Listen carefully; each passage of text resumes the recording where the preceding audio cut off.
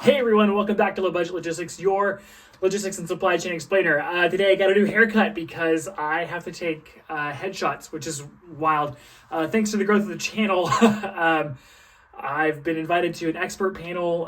More information coming up soon, but be looking out for that. I really hope that you'll join. It'll be sometime in late October, around that kind of Halloween timeframe. So. Thank you so much for all of the support. It's been just phenomenal. So please, if you're not subscribed, by all means, please subscribe now. Otherwise, like in the video, share with a friend, or comment if you have anything that you want to shout out. So without further ado, let's get into today. So we're on the third of our three discussions about relationships. And today I really want to take a lot of time to discuss cold calls, what they are, and kind of how I deal with them. So if you're in the world of logistics, you're going to be getting cold called basically all the time, either by freight and LTL brokers, new parcel carriers, cross-border services, you name it, you're going to be getting some salesperson reaching out to you. And they're great. I love salespeople. I love talking to them. They make my life easy, but sometimes it can be a bit much. Now, I frequently get asked the question of, well, Matt, how would someone get in touch with you? How, like, if I'm on a cold call or if I'm trying to reach you, how would I get in touch with you? And that's a great question. And typically I respond, good luck. Sort of if the mood is hitting me, but that's really a terrible answer. So I want to dig today into a bit of discussion on for new salespeople or salespeople who are trying to kind of pitch me what it is that I'm looking for, what I care about, right? So we'll kind of get into it. I've posted this before on my LinkedIn, and it got a lot of responses. So people really liked it. So I can't keep it from you. But let's get into that. And to get into it, I'll give you a great example from this actual channel. Most of you have probably seen that some of my really earlier videos did really fantastic. I got a lot of views, a lot of responses. Most of you are probably here, as a matter of fact, because of those videos. Now, a lot of that is due to a really fantastic amount of SEO that was put into those videos, not by me, because I don't do SEO. I do logistics. I make these silly videos. Someone else actually did it for me. I paid a guy to do it.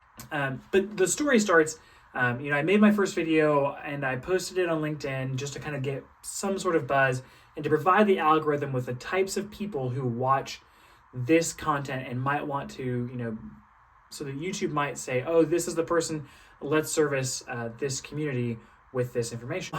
When I did that, I put the hashtag like YouTube on it, and a lot of people who were kind of contracting reached out to me and said, hey, your SEO is bad. Let me help you with it. And, I knew that it was something that I needed to do. I knew that it's something I wanted to do, but I wasn't really sure what the process looked like or what the kind of time commitment would be and when I might see return, what that return might be. And so it was sort of like, yeah, I'll do it, but maybe not right now. Then someone actually reached out and said, hey, like did the normal message, hey, you need SEO. I was like, yeah, I got it.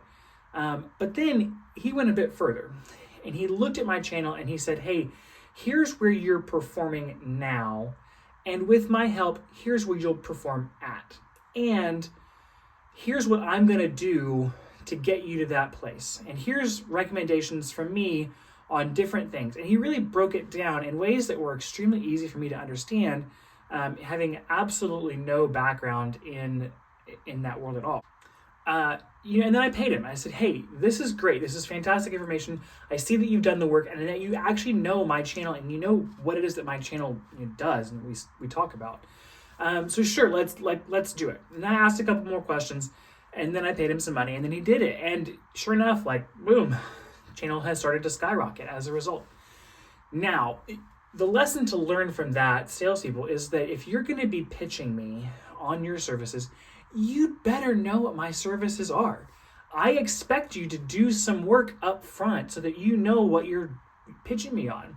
It is endlessly frustrating when I get pitched a service that is clearly not important for my business. One of which was like, in another life, I was moving a majority of things parcel, right? I'm talking about like small boxes that are really tiny, maybe this big. And I would get pitched on LTL freight all the time. They say, oh, there's a better way to move your business. Here's how to do it. Like, no, there's not. Parcel is the right way. I know what I'm doing and I know where my gaps are. And if you want to sell to me, you'd better know where my gaps are as well. You don't have to know them as intimately as I may know them, but you should at least know where you might fit your service into, right? So if you're an LTL provider and you were trying to sell me, you could say, hey, Matt, look, I see that you're doing the majority of your volume via domestic parcel. You're probably injecting into local networks. That's fine. But have you thought about zone skip options? Let me help you do that by providing you that middle mile service. It's a great introductory pitch to me on a cold call or a cold email. And it's a great way for me to go, okay, this person's done some work. They've done their homework. Maybe I'll talk to them. Now, it's not always guaranteed that I'm actually gonna, that we'll move forward and I'm gonna give you my business.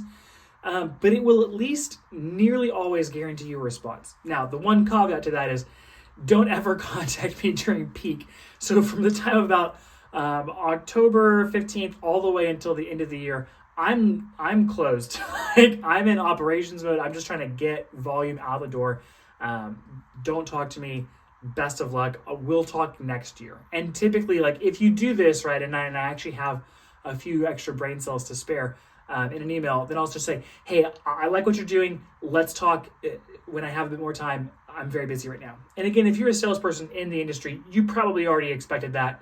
And you sort of expected that I'm going to just say, I'm going to push you off. And then on you, follow up with me because I will probably have forgotten anything that we've discussed over the 3 or 4 months that it takes me to sort of get out of the brain fog of being in peak and just sort of operating. All right, so one of the things that you're probably going to want to know is, okay, Matt, I've done the work. I've put in the work. I've pitched you. We've had a conversation. How do I kind of capitalize in this business? Because the other thing, and the really important thing, is that after the first, so in the story, after the first round of SEO and seeing like, wow, really seeing tremendous growth, I went, okay, I need these services. I need to continue to use this contractor. I need to continue to pay this guy to do this great work for me. So I did. If we go into business together, I expect you to be good at your job. If you're not, I will cut you out, right? If you've watched the other video, the last video, relationships number 2, there's people that I date, there's relationships that I date, relationships that I marry, LTL brokers. I date you. We don't get married. So if you want to keep, holding my business and capitalizing on it, you better do what you say that you're going to do. And that looks like a lot of things. It looks like giving me good customer service. It looks like giving me trucks when I want them. But it just really means like perform and do a good job.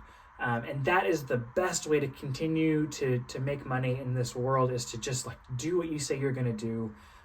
That's really how you're gonna capitalize. Because everyone that I know who's in the shipper, who is a shipper, cares about one thing, about getting the job done. And so if you can prove that you get the job done, then you will never lack for business. Now, it's going to be a short one today. I hope that you salespeople enjoyed this one. This one was really for you. I know I kind of bashed you in the last video. But thank you so much for watching. Please like, subscribe, do all this stuff. If I time this right, it's going to be landing on Friday, which would be pre-game day for A&M. So get your mags, and thanks so much, and have a great day.